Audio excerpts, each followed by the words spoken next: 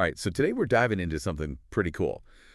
It's this whole trend of South Africans moving to the Philippines. Yeah, it's really interesting. And we found this article on moveandstay.com, which is a website that helps expats and business travelers find places to stay in Asia. Right. And they've been doing this for over 25 years, so they know what they're talking about. Definitely. And it seems like it's not just about the beaches and the sunshine. Yeah, there's a lot more to it. Like the Philippines has a lot to offer in terms of remote work opportunities and a lower cost of living. Absolutely. It's becoming a popular destination for people looking for a better quality of life.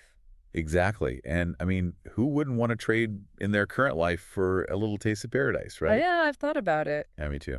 So what's really interesting here is that this trend is part of a bigger global shift. Oh, yeah. Yeah, with more people working remotely, there's this newfound freedom to choose where they want to live. Right.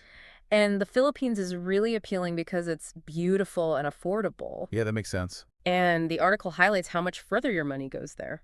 Oh, yeah. How much are we talking? Like the cost of living is about 30% lower compared to South Africa. Wow, that's significant. And then you factor in the weather. Yeah. Trading those South African winters for year-round sunshine sounds pretty good to It's me. definitely a big plus for a lot of people. But it's not all about the weather and saving money, right? Right. There's also a strong sense of community among South African expats in the Philippines. Oh, really? Yeah, and that can make a huge difference when you're moving to a new country. Absolutely. Having that support network can really help with the transition. Exactly. Okay. But we also have to talk about the practical stuff like visas. Yes, very important. The article mentioned tourist visas, visa waivers, and spousal visas. Right, those are the common options. Although getting swept away in a tropical romance and getting a spousal visa does sound kind of fun. Haha. It does have a certain appeal. But seriously, visas are a big deal. And the article really stresses understanding the legal restrictions. Absolutely, especially when it comes to working on a tourist visa. Right. You can't just pack your bags and start working. Exactly. You need to research the long-term visa options and make sure you meet the requirements. Like some visas require a minimum income or investment, right? Exactly. So it's important to be prepared and have a plan. Definitely. Speaking of those who have already made the move, the article talks about how many South Africans are working remotely from the Philippines. Yeah, they're taking advantage of the affordable living and the reliable internet. So they're basically maintaining their careers while living in paradise. Pretty much it's all about finding a better balance. But is it really that easy to integrate into a new culture?